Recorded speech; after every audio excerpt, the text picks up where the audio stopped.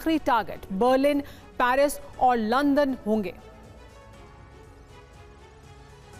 ये दावा किसी और ने नहीं बल्कि ब्रिटेन के प्रधानमंत्री कीर स्टारमर ने किया है, जिनके मुताबिक 2030 तक रूस नेटो देशों पर हमला कर सकता है।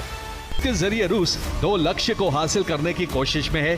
पहला, यूरोपीय देशों की डिफेंस क्षमता का परीक्षण करना और दूसरा ये जांचना कि नेटो के देश कितने एकजुट हैं।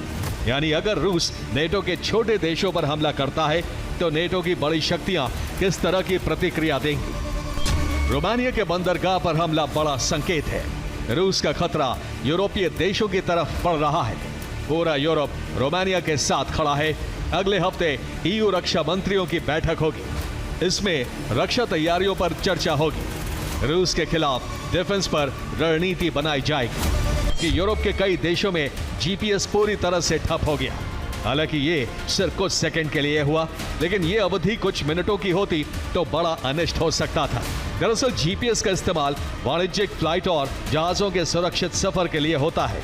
मिसाइल, ड्रोन्स और सेना की गतिविधियों के लिए भी जीपीएस का इस्तेमाल किया जाता है।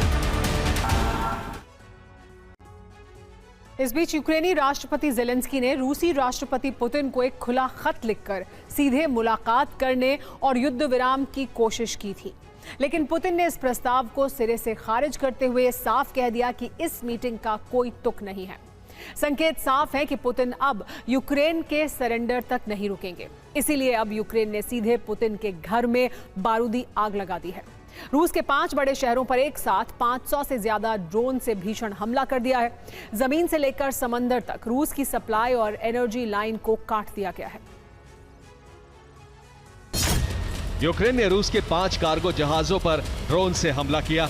इनमें से एक जहाज बर्दियांस्क के पास, 2 याल्टा के पास और 2 मारियोपोल के पास निशाना बनाए गए।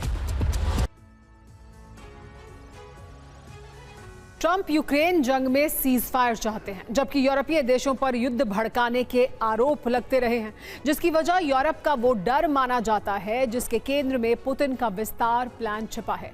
रिपोर्ट्स की माने तो यूरोप का डर सच साबित हो सकता है।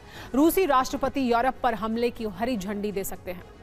दावा है कि युद्ध की आग काला सागर से सटे देशों से फैलनी शुरू होगी और रूस के